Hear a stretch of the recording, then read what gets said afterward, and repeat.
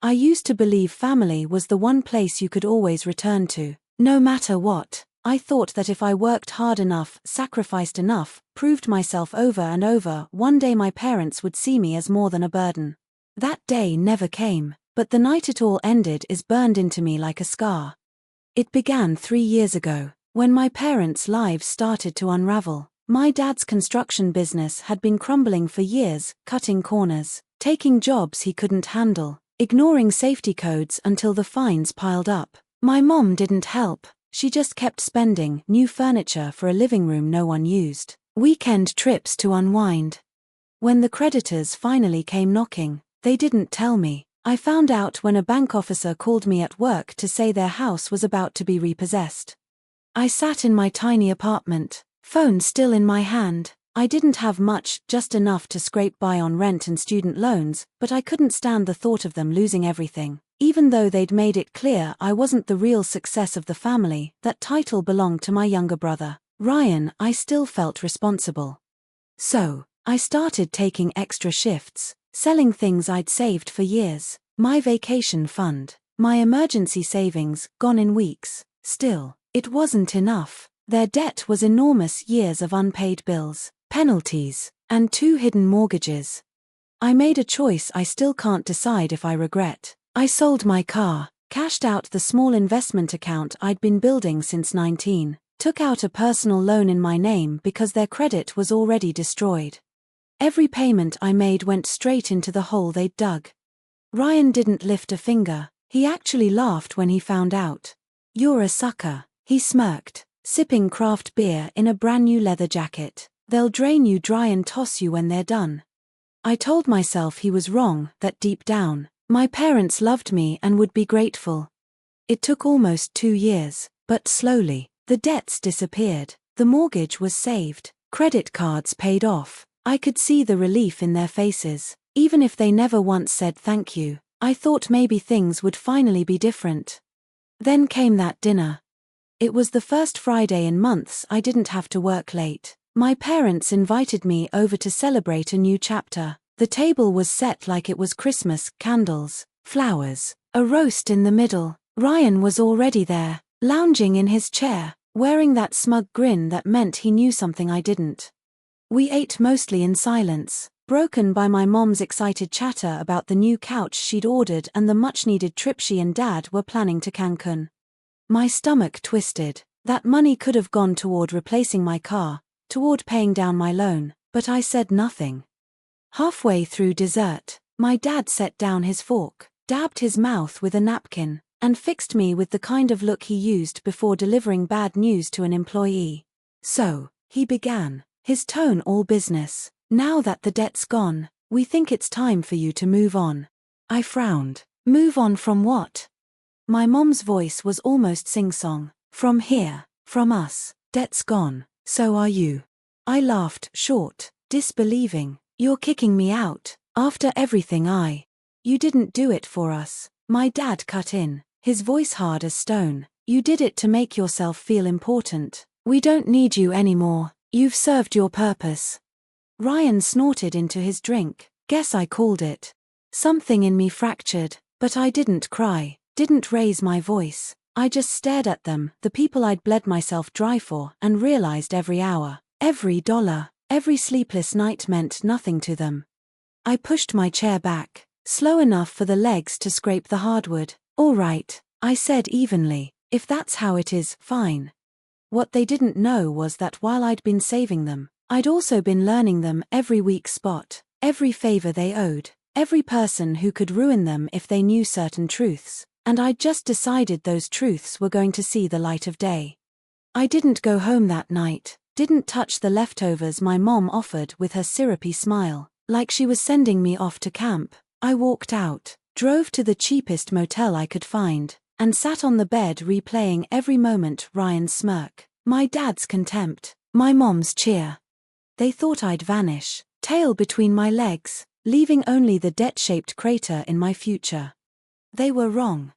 Paying off their debts had given me access to their world in ways they never intended. I'd sat across from their bankers, their suppliers, their friends. I knew every favor they'd cashed in, Every off-the-books deal they'd struck.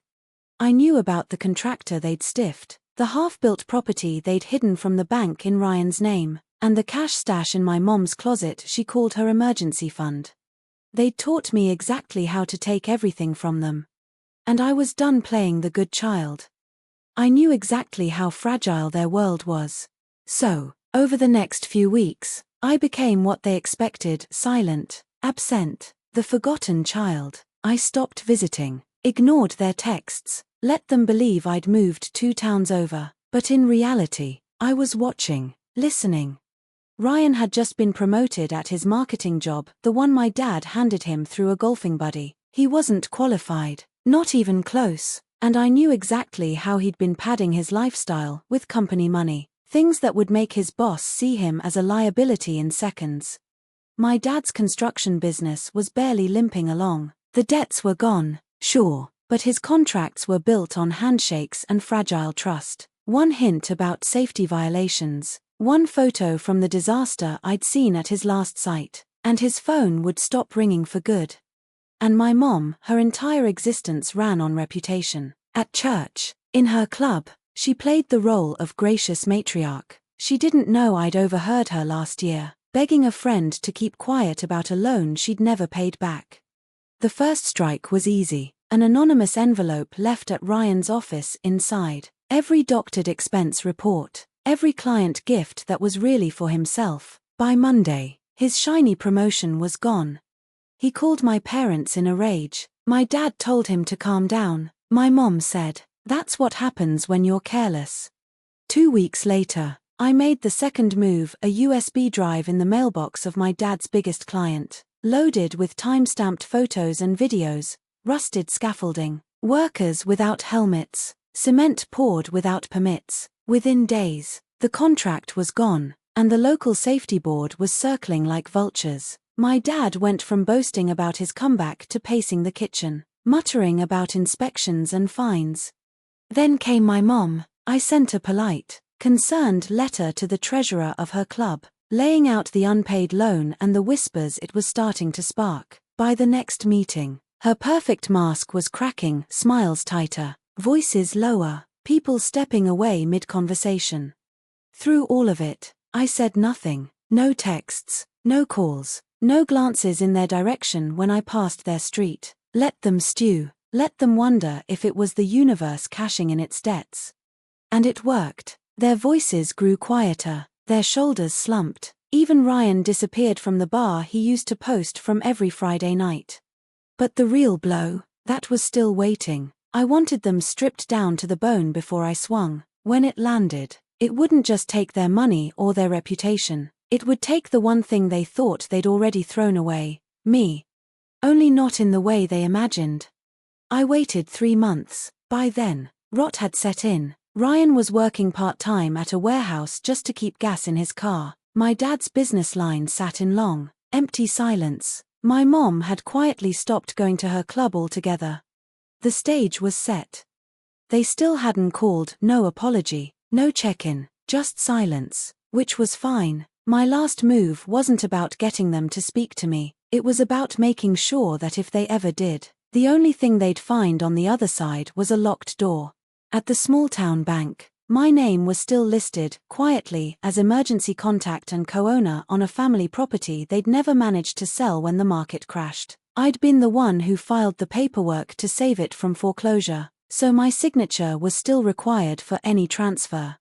They'd never read the fine print when they handed me the responsibility years ago. That land wasn't just dirt, it was their safety net, the asset they bragged about retiring on someday.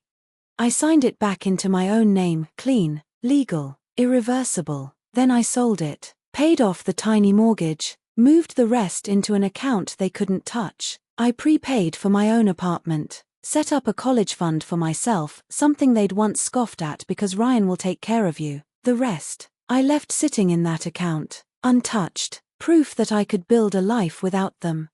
Then I mailed them a letter, no apology, no explanation, just the sale receipt and one sentence: "Debt's gone, so are you." A week later, I spotted them on the sidewalk outside my building. My mom's eyes were red, my dad's jaw locked tight. Ryan trailed behind, thinner, smaller. Why would you do this to your own family? My mom asked, her voice breaking just enough to sound rehearsed. I kept walking. You decided I wasn't family months ago, I said. I'm just making it official. The last thing I saw before I turned the corner was their faces, pale, hollow, carrying the same shock as that night at the dinner table. Only this time, it wasn't about a bill they couldn't pay, it was about the one person who had ever saved them walking away for good. And for the first time in my life, I didn't feel like their child. I felt free.